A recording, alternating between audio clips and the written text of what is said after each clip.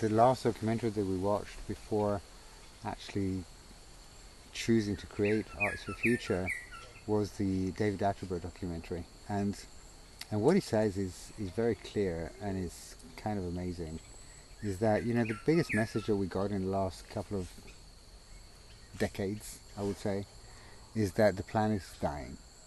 Well, that is one of the biggest lies, because the planet is actually not dying. We are.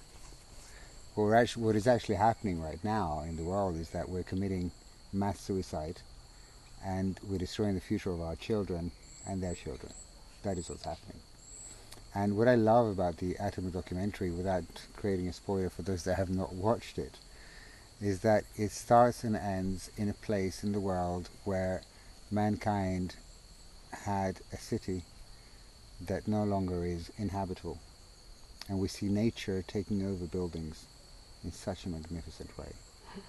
So when I've also seen this video, I think we watched it together as well, and it's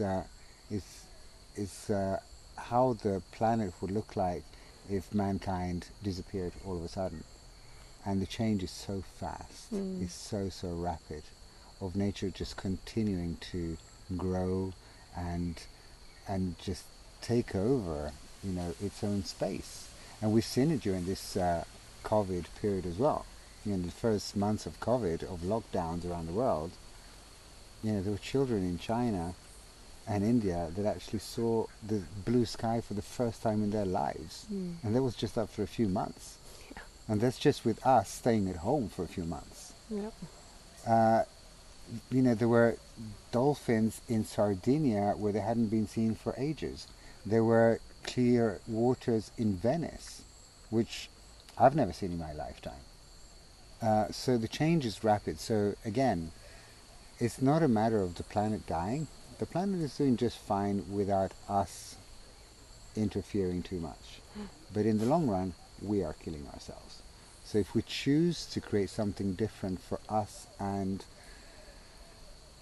our kids and their kids and future generations, without destroying our surroundings, without forcing how nature is actually growing, but actually being one with nature. And that's why the first chapter of Arts for Future was called Personification of Nature, and the message with that chapter was how we don't really understand if it's mankind becoming plants or the other way around, but the message is actually to be more united, to be more one, and not separate ourselves from this magic.